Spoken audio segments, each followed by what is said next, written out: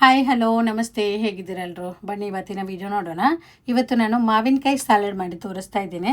ಒಂದು ಮಾವಿನಕಾಯಿ ಇದ್ದರೆ ಈ ಥರ ತುಂಬಾ ಟೇಸ್ಟಿಯಾದಂಥ ಸ್ಯಾಲಡ್ ಮಾಡ್ಕೋಬೋದು. ತುಂಬ ಚೆನ್ನಾಗಿರುತ್ತೆ. ನೀವು ಎಲ್ಲರೂ ಮಾಡಿ ನೋಡಿ, ನಿಮ್ಗೆಲ್ರಿಗೂ ಇಷ್ಟ ಆಗ್ಬೋದು. ನೋಡಿ, ಒಂದು ಮಾವಿನಕಾಯಿ ತಗೊಂಡಿದ್ದೇನೆ. ಅದು ಜಾಸ್ತಿ ಹಣ್ಣಾದಂಥ ಮಾವಿನಕಾಯಿ ಬೇಡ, ಸ್ವಲ್ಪ ಹಣ್ಣಾಗಿರುತ್ತಲ್ಲ, ಒಂದು ಸ್ವಲ್ಪ ಸಿಹಿ ಮತ್ತು ಹುಳಿ ಆ ಥರಲ್ಲಿರೋ ಒಂದು ಮಾವಿನಕಾಯಿ, ಆ ರೀತಿ ಮಾವಿನಕಾಯಿ ತಗೊಳ್ಳಿ. ಜಾಸ್ತಿ ಹಣ್ಣಾಗಬಾರ್ದು. ನೋಡಿ, ಈ ಥರ ಅದರ ಸಿಪ್ಪೆ ಎಲ್ಲ ತೆಗೆದು ತೆಳುವಾಗಿ ತಿನ್ನಾಗಿ ಕಟ್ ಮಾಡ್ಕೋಬೇಕು. ಇದರಲ್ಲಿ ಕಾಣುತ್ತಲ್ಲ, ಇದೇ ಥರ ಕಟ್ ಮಾಡ್ಕೊಳ್ಳಿ. ಆಮೇಲೆ ನೋಡಿ, ಮಂಗಳೂರು ಸ್ಟೈಲಲ್ಲಿ ಉಪ್ಪಿನಕಾಯಿ, ಮಾವಿನಕಾಯಿ ಉಪ್ಪಿನಕಾಯಿ ಎಲ್ಲ ಅದರ ವೀಡಿಯೋ ಮುಂಚೆ ನಾನು ವೀಡಿಯೋ ಅಪ್ಲೋಡ್ ಮಾಡಿದ್ದೀನಿ. ಅದು ಬೇಕಾದರೆ ನೋಡಿ, ಲಿಂಕ್ ಬೇಕಾದರೆ ಕಮೆಂಟ್ ಬಾಕ್ಸಲ್ಲಿ ನಾನು ಪಿನ್ ಮಾಡಿರ್ತೀನಿ, ಇಲ್ಲಾಂದರೆ ಡಿಸ್ಕ್ರಿಪ್ಷನಲ್ಲಿ ಕೊಡ್ತೀನಿ. ನೋಡಿ, ಕಟ್ ಮಾಡಿ ಆಯಿತು, ಕಾಣುತ್ತಲ್ಲ, ಈ ಥರ ಕಟ್ ಮಾಡ್ಕೋಬೇಕು. ಆಮೇಲೆ ನೋಡಿ, ಈ ಥರ ಸಪೂರವಾಗಿ ಈ ಥರ ತಿನ್ನಾಗಿ ಈ ರೀತಿ ಕಟ್ ಮಾಡ್ಕೊಳ್ಳಿ ಎಲ್ಲವನ್ನು. ಇದು ಒಂದು ಸ್ವಲ್ಪ ಜಾಸ್ತಿ ಹಣ್ಣಾಗಿದೆ, ಇಷ್ಟು ಹಣ್ಣಾದಂಥ ಮಾವಿನಕಾಯಿ ಬೇಡ, ಒಂದು ಸ್ವಲ್ಪ ಕಾಯಿ ಇರಬೇಕು, ಆ ರೀತಿ ಮಾವಿನಕಾಯಿ ತಗೊಳ್ಳಿ. ನೋಡಿ, ಎಲ್ಲವನ್ನು ಈ ರೀತಿ ಕಟ್ ಮಾಡ್ಕೊಂಡಿದ್ದೇನೆ. ಆಮೇಲೆ ಇದಕ್ಕೆ ಒಂದು ಚಿಕ್ಕದೊಂದು ಕ್ಯಾರೆಟ್ ಬೇಕು. ಒಂದು ಕ್ಯಾರೆಟ್ ಅರ್ಧ ಪೀಸ್ ತಗೊಂಡಿದ್ದೇನೆ ನಾನಿಲ್ಲಿ, ಒಂದು ಬೌಲ್ಗೆ ಹಾಕ್ತಾ ಇದ್ದೀನಿ. ಕ್ಯಾರೆಟ್ ನೋಡಿ, ಇಷ್ಟು ಕ್ಯಾರೆಟ್ ಕೂಡ ಹಾಗೆಯೇ ತಿನ್ನಾಗಿ ಈ ಥರ ಕಟ್ ಮಾಡ್ಕೋಬೇಕು. ಇದರಲ್ಲಿ ಕಾಣುತ್ತಲ್ಲ, ಇದೇ ರೀತಿ ಕಟ್ ಮಾಡ್ಕೊಳ್ಳಿ.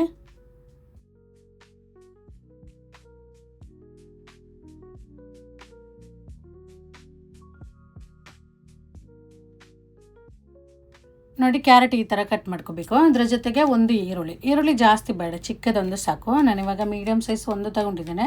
ಇದು ಎಲ್ಲ ಹಾಕಲ್ಲ, ಇದರಿಂದ ಒಂದು ಅರ್ಧ ಭಾಗದಷ್ಟು ಸಾಕು. ಅದು ಕೂಡ ಹಾಗೆಯೇ ಚಿಕ್ಕದಾಗಿ ಕಟ್ ಮಾಡ್ಕೊಳ್ಳಿ. ಅದರ ಜೊತೆಗೆ ಒಂದು ಹಸಿಮೆಣಸು ಹಾಕ್ತಾಯಿದ್ದೀನಿ. ಸ್ವಲ್ಪ ಖಾರ ಜಾಸ್ತಿ ಒಂದೇ ಸಾಕು. ಅದು ಪುಡಿಯಾಗಿ ಕಟ್ ಮಾಡ್ಕೋಬೇಕು. ಒಂದು ಅಥವಾ ಎರಡೆಲ್ಲ ಹಾಕ್ಬೋದು. ಎಲ್ಲನೂ ಬೌಲ್ಗೆ ಹಾಕ್ತಾಯಿದ್ದೀನಿ.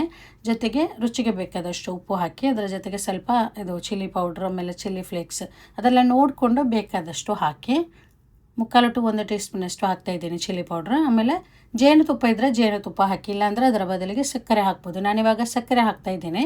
ಸಿಹಿಗೆ ಬೇಕಾದಷ್ಟು ಸಕ್ಕರೆ ಅಥವಾ ಜೇನುತುಪ್ಪ ಯಾವುದು ಕೂಡ ಆಗ್ಬೋದು.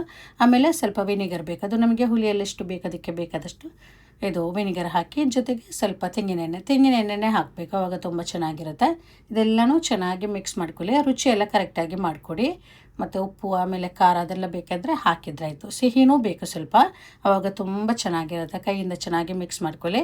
ಕೊತ್ತಂಬರಿ ಸೊಪ್ಪು ಇದ್ದರೆ ಕೊತ್ತಂಬರಿ ಸೊಪ್ಪು ಹಾಕ್ಬೋದು.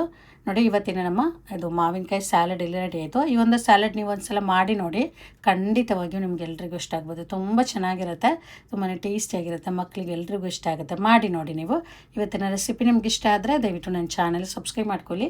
ಹಾಗೆಯೇ ಲೈಕ್ ಮಾಡಿ, ನಿಮ್ಮ ಅಭಿಪ್ರಾಯ ಕಮೆಂಟ್ ಮೂಲಕ ತಿಳಿಸಿ. ಮತ್ತು ನಿಮ್ಮ ಫ್ಯಾಮಿಲಿ ಫ್ರೆಂಡ್ಸ್ ಜೊತೆ ಈ ವಿಡಿಯೋನ ಶೇರ್ ಮಾಡಿಕೊಡಿ. ಇನ್ನೊಂದು ಒಳ್ಳೆಯ ರೆಸಿಪಿಯೊಂದಿಗೆ ಮತ್ತೆ ಸಿಗ್ತೀನಿ. Thank you.